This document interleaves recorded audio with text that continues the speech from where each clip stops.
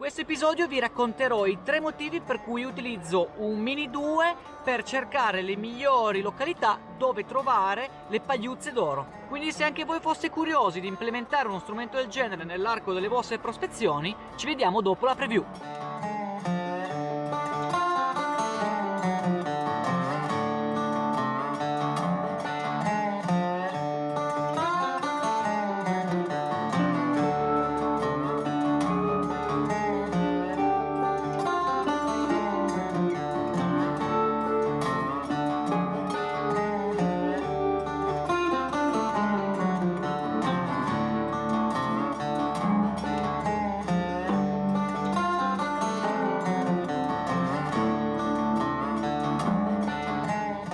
E buongiorno cercatori d'oro, benvenuti nel mio canale se siete nuovi e bentornati invece se siete miei amici a tempo. Grazie per essere tornati a vedere anche questo mio video. Nell'arco di questa avventura voglio parlarvi del mio drone, cioè il DJI Mini 2, il quale ho implementato di recente all'interno della mia collezione di strumenti che mi permettono di cercare quelle località aurifere, si spera, più arricchite lungo i fiumi auriferi italiani. Parlo di un drone che pesa sotto i 250 grammi in peso, il quale quindi non vi richiederà un patentino particolare, bensì un'assicurazione solo dedicata che si paga annualmente. Un drone come questo vi permetterà di comprendere dove vi conviene scavare nelle prime fasi di prospezione lungo una cosiddetta punta aurifera. In questo caso ci troviamo a valle di una curva erosiva e in questi sedimenti si possono nascondere decine di grammi d'oro. Questi sono i sedimenti costituenti il fianco erosivo.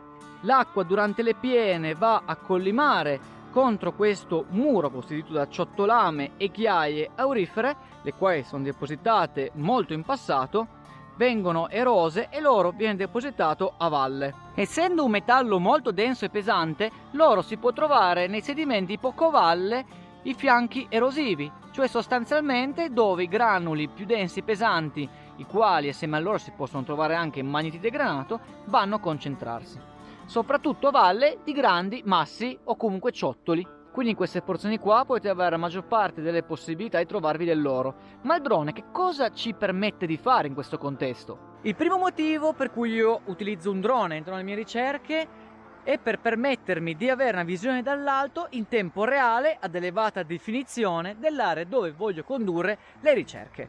In questo contesto quindi io cerco i massi più grandi con il drone, i quali dall'alto sono molto evidenti e tendenzialmente concentrati in alcune località lungo la punta aurifera e non in altre. Il primo motivo è quindi quello che vi permette di avere un occhio dall'alto, vi permette di identificare delle zone, secondo me, più aurifere, dove tendenzialmente il minerale denso e pesante quale l'oro è, si può depositare facilmente, cioè dove ci sono anche i massi più grandi. La mia ipotesi è che dove sono depositati grandi massi, l'acqua potrebbe averli utilizzati come locali trappole e soprattutto questi massi provocano grande e elevata resistenza al corso dell'acqua durante le piene, un po' come le trappole a canaletta. Quindi prendiamo il drone, spicchiamo in volo e vediamo effettivamente se si nota questa differenza dal punto di vista della dimensione dei massi. Vediamo.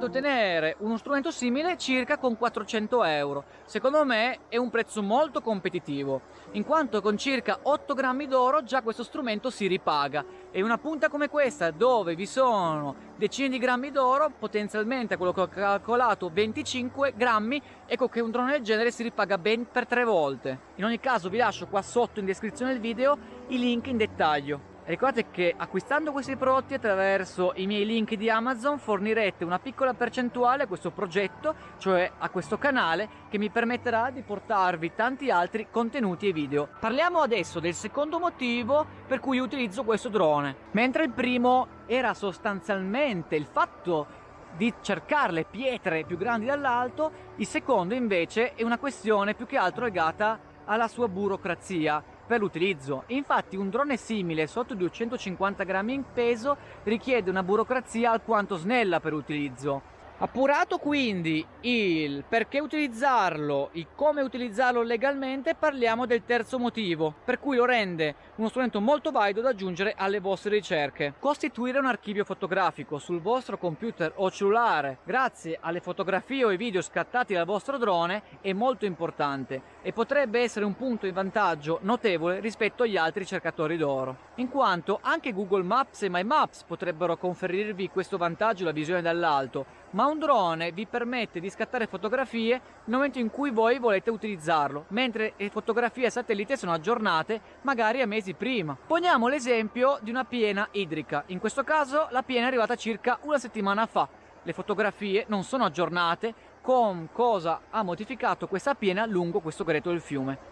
Alzando invece il mio drone in questo momento posso osservare effettivamente, soprattutto facendo confronto con le fotografie che ho scattato precedentemente la piena, che cosa effettivamente è cambiato e di conseguenza anche comprendere dove potrebbe essersi depositato dell'oro e soprattutto capire se a monte sono stati erosi grande quantità di sedimenti, i quali mi hanno permesso poi successivamente a valle di avere un nuovo orizzonte aurifero, un nuovo arricchimento. Questo archivio è puramente e meramente personale, si possono anche condividere queste fotografie, ma intanto quello che voglio dirvi è che è un grande vantaggio per noi cercatori d'oro avere delle fotografie della medesima punta però scattate in momenti diversi per costituire una sorta di sequenza per comprendere meglio come è cambiata la morfologia. E grazie a questo archivio è possibile quindi non solo comprendere le varie modifiche magari nelle stagioni, negli anni, lungo la medesima curva. Tenete presente che le curve possono anche completamente venire erose durante particolari piene storiche, ma vi permette anche su queste fotografie di porre dei dati, ad esempio dei numeri. Nell'arco della prossima stagione aurifera io vi porterò con me alla coltivazione mineraria di una punta per cercare di estrarre la maggior parte dell'oro. Ecco, in quel caso specifico vi farò notare come facendo fotografie in più momenti della giornata sia possibile ricostruire l'andamento dei miei scavi al meglio, con una visione dall'alto, e su queste fotografie porre effettivamente quanto ho trovato e nell'arco delle settimane ricostruire la direzione di maggior arricchimento.